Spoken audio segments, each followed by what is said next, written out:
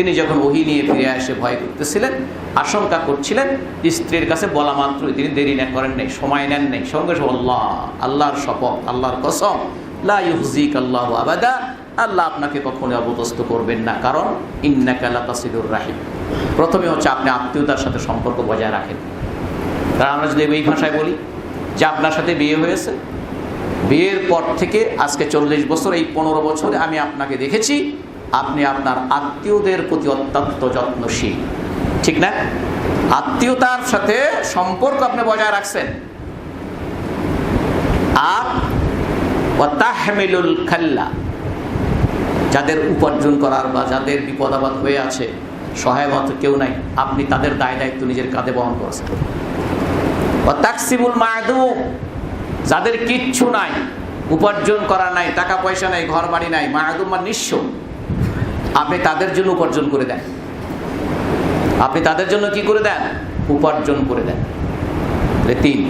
4 নম্বর হচ্ছে ওয়াতাকরিদ দাইফ, আপনি আত্মীয়দের না, আপনি মেহমানদের সম্মান করেন, অতিথি পরায়ণ, আপনি অতিথি পরায়ণ। আর ওয়াতুইনু আলা নাওয়াইবিল হক, 5 নম্বর হচ্ছে আপনি হচ্ছেন যারা যেই ধরনের সত্যের উপর যারা থাকে, সত্যভাবে যারা থাকে, আপনি সবসময় তাদের পক্ষে থাকেন, সবসময় আপনি তাদের পক্ষে থাকেন।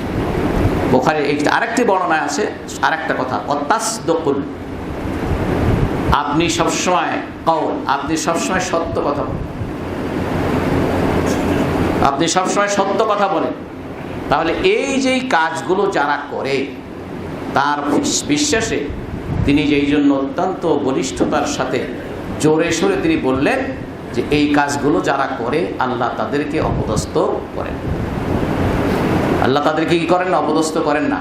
তাহলে এই যে 6টির মধ্যে 5টি, এটা সবই খাদিজা রাদিয়াল্লাহু তাআলা আনহা তার স্ত্রীর সহযোগিতা ছাড়া শুধু কি রাসূলের পক্ষে সম্ভব হতো?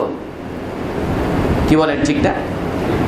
রাসূলুল্লাহ সাল্লাল্লাহু আলাইহি ওয়াসাল্লাম তার আত্মীয়দের সাথে তার নাই একজনে কিছু টাকা পয়সা দিতে গেল, ঘরের থেকে বউ খিরখির করে উঠলো, হ্যাঁ, সে তখন তেলে বেগুনে জ্বলে উঠলো, তাহলে তো বেচারা নিরুৎসাহিত হয়ে যাবে, ঠিক না?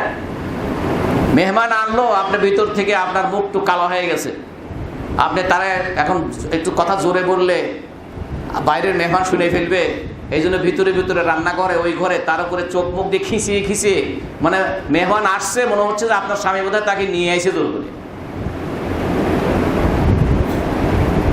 ভাই বলেছে কি হুজুর, তো দেখা যায় এগুলো সব বিভিন্ন জন তো বলে, আবার আমরাও তো পরিবার ছাড়া লোক নাকি, আমরা আমাদের বাইরে রাত্রে নিজের বউ বাচ্চারা আছে না, তো সুতরাং এগুলো কিন্তু বাস্তবে আছে না, নাই সবখানে আছে তা না, কারণ স্ত্রীর সহযোগিতা লাগে। এই যে বিশেষ করে এই যে কাজগুলোর কথা বললাম, এই সকল কাজে স্ত্রীর সাংঘাতিক সহযোগিতা লাগে। ওই সাহাবীর কথা স্মরণ করুন, যেই সাহাবী যেই বাগানটিতে থাকতো, খেজুরের বাগান, ওখানেই থাকতো, আর ওই খেজুরের বাগান থেকে যা আসতো খেজুর তাই দিয়ে বাচ্চা কাচ্চা খাওয়াতো। ওইটাই রাসূল সাল্লাল্লাহু আলাইহি ওয়াসাল্লামের কাছে শুনছে যে আল্লাহ কর্জ চাচ্ছে, কর্জ দিলে দ্বিগুণ বাড়ায় দিবেন, কোনো হিসাব নিকাশ না করে দিয়ে দিছে। বাড়িতে এসে বউকে বলছে যে উম্মে তাহদা, এই যে বাগান বাড়িটা দিয়ে আসছি, কর্জ কি ব্যবসা করে আসছি। কি ব্যবসা করছেন? কয়টা দিয়ে আসছি আল্লাহর কাছে, আল্লাহকে কর্জ দিয়ে আসছি। ওই আপনি উত্তম ব্যবসা করেছেন। যদি খিসে উঠতো বউ যদি খেসে উঠতো, খেকায় উঠতো, তাহলে আমরা পুরুষরা সেই সাহাবীদের অনুসারী, আর আপনারা স্ত্রীরা যারা আছেন, মহিলারা যারা আছেন, মায়েরা যারা আছেন, বোনেরা যারা আছেন, তারা সাহাবায়ে কেরামদের স্ত্রীদের অনুসারী। এই জন্য আপনার স্বামীকে ভালো পথে রাখা, ভালো কাজ করার ক্ষেত্রে আপনার বড় ভূমিকা থাকতে হবে, আপনার বড় ভূমিকা থাকতে হবে। এই জন্য আল্লাহর রাসূলের মেহমান নিয়ে যখন আবু তালহা রাদিয়াল্লাহু বাড়িতে গেলেন, খাবার আছে শুধু বাচ্চা, জিজ্ঞাসা করছে যে রাসূল তার মেহমান এখন পাঠাইছে কি করা, কি আছে বাড়িতে? বলছে যে যা খাবার আছে শুধু আমার বাচ্চাদের হবে। তাহলে আমাদের স্বামী স্ত্রীরও হবে না, বাচ্চাদের হবে। তারপর দুইজন মিলেই তো সলা পরামর্শ করলো যে আবার মেহমান বাড়িওয়ালা সহ একসাথে না বসলে খায় না, একা একা খায় না, বাড়িওয়ালার সাথে বসতে হয়। কয় ঠিক আছে, বুদ্ধি করবো, একটা খাবার দিয়ে লাইটটা মানে বাতিটা এক কৌশলে নিভাই দিব, নিভাইতে আমি শুধু হাত নাড়াচাড়া করবো, মেহমান মনে করবো যে আমিও খাচ্ছি। ওদের সাথে তো আমাদের বিচার হবে কাল কিয়ামতের দিনে। এই লোকদের সাথেই তো আমাদের ইমানদার হিসেবে আল্লাহর কাছে বিচার হবে। এই জন্য তো আল্লাহ বলে দিয়েছেন আমিনু কামা আমানান নাস, ও মুসলিমরা তোমরা যারা ঈমান আনছো আমাদের সাহাবের রাসূলের সাহাবেদের মতো ঈমান আনো, তাদের মতো ঈমান আনো যেমন সাহাবের ঈমান আছে।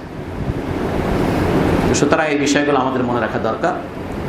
আল্লাহ যেন আমাদের সকলকে তৌফিক দান করুন।